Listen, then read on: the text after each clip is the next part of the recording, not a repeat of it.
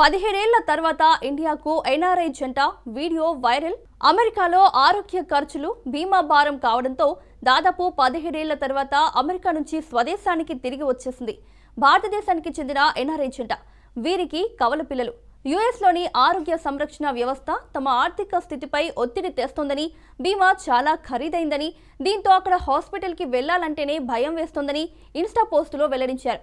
అమెరికాలో ఆరోగ్య సంరక్షణ వ్యవస్థ గురించి కొన్ని విషయాలు తెలుసుకోవాలి. ఆరోగ్య బీమా సేవల కంటే ముందు మీ జేబుకు చిల్లు తప్పదు. అంటే ఏ డాక్టర్ దగ్గరికి వెళ్ళినా, ఎలాంటి పరీక్షలు చేయించుకున్నా మినిమం డిడక్టబుల్ అమౌంట్ కట్టాల్సిందే అంటూ తమ ఇబ్బందుల గురించి చెప్పుకొచ్చారు. తాము ఎంచుకున్న చౌకైన పథకం నెలకు $1600 ప్లాన్.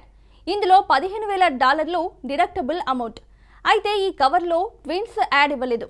దీంతో పిల్లలకి ఏ చిన్న ఆరోగ్య సమస్య వచ్చినా ఖర్చులు విపరీతం. దీనికి ఒత్తిడి ఎక్కువగా ఉంటుంది. అందుకే ఇండియాకు తిరిగి వెళ్లాలని నిర్ణయించుకున్నాం. మంచి వైద్యులు, వేగవంతమైన సంరక్షణ, చికిత్స అందుబాటులో ఉండేలా చక్కటి వ్యవస్థ ఉంది. మేం ఇండియాకు రావడం అంటే సమస్య నుంచి పారిపోవడం కాదు, ఆరోగ్య సంరక్షణ భరించేదిగా ఉండడంతో పాటు ఒంటరిగా మాతృత్వ భారాన్ని భరించాల్సిన అవసరం లేని జీవితం వైపు పరిగెత్తడమని వివరణ ఇచ్చారు. తాము కోల్పోతున్న సమన్వయం, మనశ్శాంతిని వెతుక్కోవడమని పేర్కొన్నారు. దీంతో నెటిజన్లు ఈ జంటతో ఏకీభవించారు. వారికి మద్దతుగా నిలిచారు. చక్కటి నిర్ణయం తీసుకున్న మీకు అభినందనలు అంటూ ప్రశంసించారు.